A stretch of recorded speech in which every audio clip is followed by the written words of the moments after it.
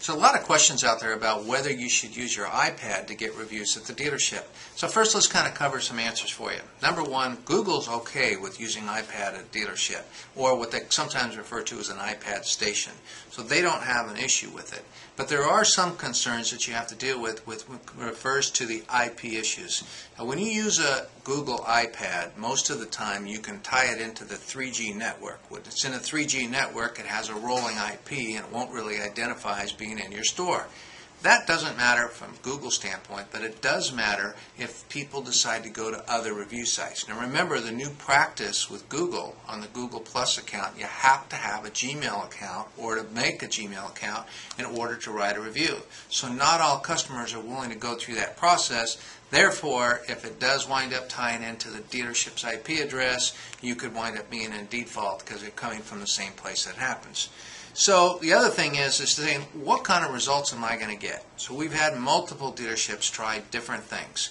We found that by using an iPad at the dealership, you're only going to get about 15 to 20% of the people to feel comfortable writing a review before they've actually purchased their car. Imagine the customer's impact and the feeling of a customer. Certainly in my case, if I buy a new car at a dealership, I'm going to spend anywhere from 2 hours to 4 hours there going through the buying process. I'm kind of tired, I'm hungry, anxious to get home, and you're going to ask me to use an iPad to write a review before I even bought my car? Some people are going to have a problem with that. I know I would. And I'm not so sure I would want to put the customer in a position to ask that process. So we found it's not necessarily lends itself to the most positive impact. In some cases, we're finding that people will be forced to write a review on their Gmail account and then go home and recant or maybe change some of their mind when they complete that purchase and finally get the car home over the next couple of days. So the most effective way that we found to get the reviews is by having a process where an email is sent out to a consumer requesting the 3 most prominent review sites that will change and help your overall reputation. So Google is always number 1 because people don't always have a Gmail account. You have to give the customer choices.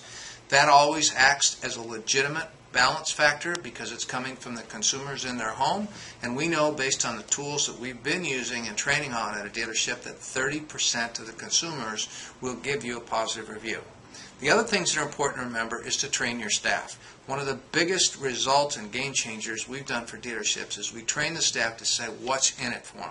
It's building a career, it's building their reputation, it's being able to say people are going to read the reviews and come in specifically to ask for you. So we spend time in the dealership training people in parts, sales, and service. We train them what's in it for them, why you want to do it for the dealership, what's in it for them as individuals in the store, and then most important, we emulate and make them go through the process of writing reviews for their local restaurants. And if they know how to be able to do that and what the customer goes through, they can emulate and educate and be part of that culture that does the review process.